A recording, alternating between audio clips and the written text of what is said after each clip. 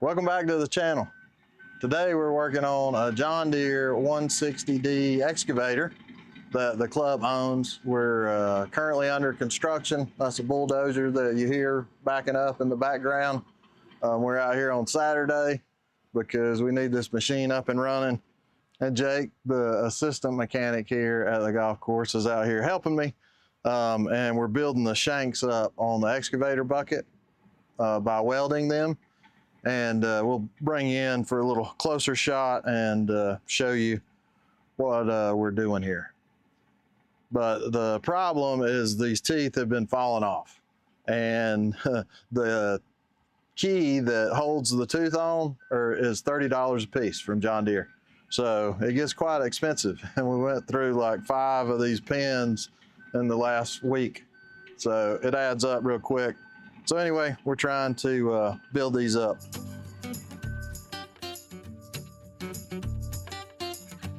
So what we're trying to do here is build up right here on the end. There's quite a bit of wear right here and right here.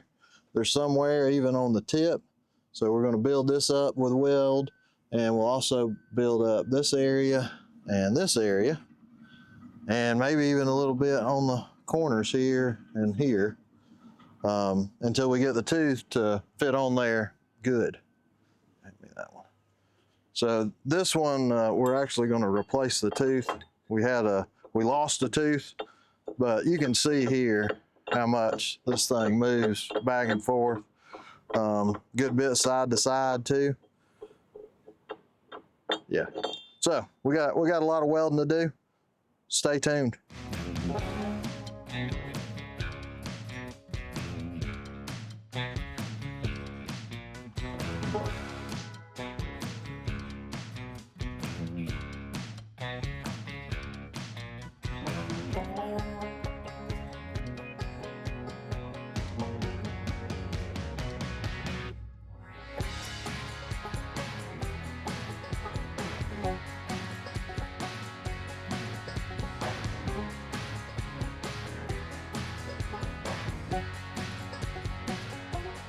So we did a lot of welding on the shank, and we put the tooth in, and now we can't get the tooth out. So I think that's a good sign. I wanted to show you, how we welded it up. It definitely does not look pretty, but a welder told me one time, looks never held anything. So just remember that when you're welding and you say, man, that looks ugly. Looks never held anything. But much tighter now. I mean, there's still just a little movement, but if it's a brand new bucket and a brand new tooth, there's still, a little bit.